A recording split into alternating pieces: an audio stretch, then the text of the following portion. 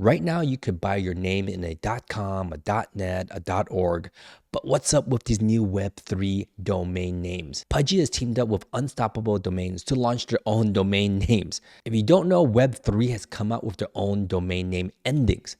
Not only can you buy a .pudgy, you can also do a .btc, a .eth, which is really popular, .solana. There's tons out there. Mostly they're utilized to shorten your public address to send back crypto back and forth. There hasn't been much usage for those things otherwise, but something new has just happened and was just announced a few days ago. Pudgy Penguins, as you know, is a massive IP brand in Web3, bleeding over into the Web2 world. Walmart, Target, Amazon, all the above. And they're coming out with their own game called, or their own metaverse called Pudgy World. Here's Pudgy World, and you can log in with not only username and email, but with your .pudgy Web3 domain name. I get it, not many of us care, but here's why you should. Because right now, there's a lot of hacks going around. You guys heard about Ticketmaster recently getting hacked, 560 million passwords being leaked. But that's nothing compared to the 10 billion passwords that were uploaded to the dark web just a few days ago, exposing one of the largest hacks in history. How does Web3 domain names fix this? And funny enough, I've spent 11 years in the domain name industry.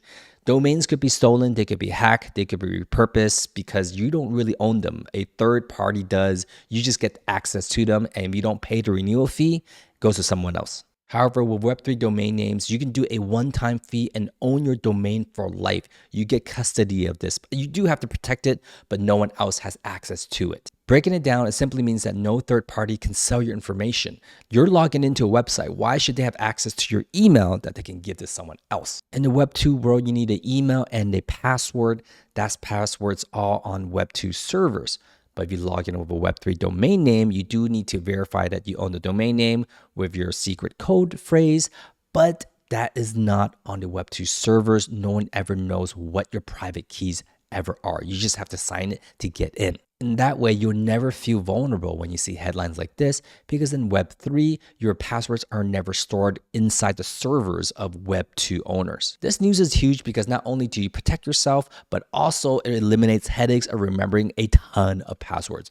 You know what I'm talking about. You have like 50 emails, 50 different passwords for 50 different websites. Speaking about eliminating headaches, onboarding just got easier for millions of users. Coinbase is releasing Coinbase Wallet. They've been making all the right moves as of late. They've been smashing it. This is great news for the ecosystem because Coinbase has the most users in America.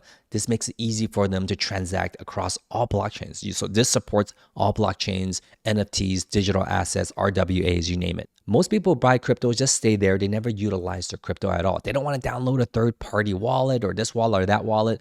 Coinbase, having the most users, having this access for everyone is genius. They have spent a few years in the bottom, dooming and glooming, but they have 10x since that time, since the launch of their ecosystem called Base. Base has quickly and quietly stolen a lot of mindshare from other crypto platforms.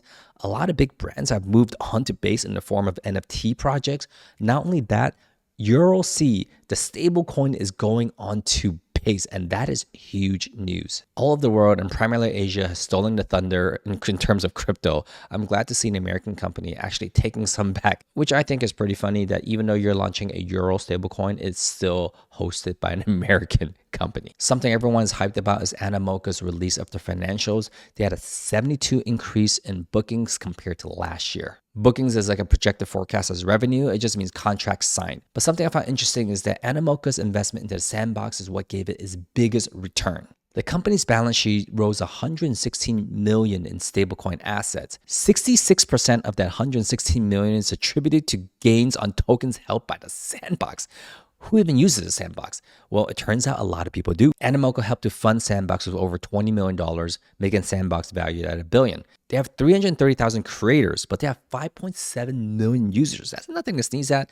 It's like Roblox, it's like Minecraft. It's a hub for creativity and engagement. However, in Sandbox, you get to own your digital asset. You have parents who complain about their kids spending money on Roblox and Minecraft, and they can't keep any of it. In Sandbox, it's the same building mechanics, but you get to keep it because in Web3, it's all about ownership. Lastly, I'm seeing a winning horse in Web3 gaming, and hear me out, and that is fantasy sports. We're seeing a lot of money pour in and out in a good way. So Soccerverse secures $3.1 million, led by Square Enix. Square Enix, most notably known for launching the Web2 game Final Fantasy, a mega hit for over 2 decades. Soccerverse looks like it's getting late in the game, but what I wanted to show off is that fantasy sports has a staying power or a sticking power with a lot of its users. Soccerverse raised $3 million, but Sorare is giving out $15 million. That's how big this industry is.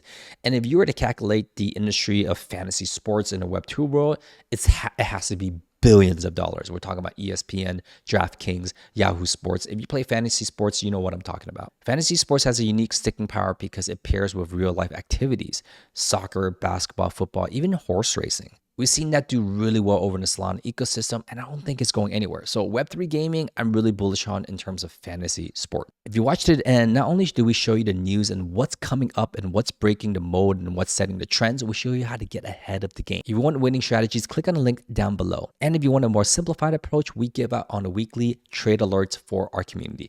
It's awesome. Check it out. Regardless, if you love Web3, blockchain, crypto, NFT, meme coins, we come out with 3 market updates for you weekly.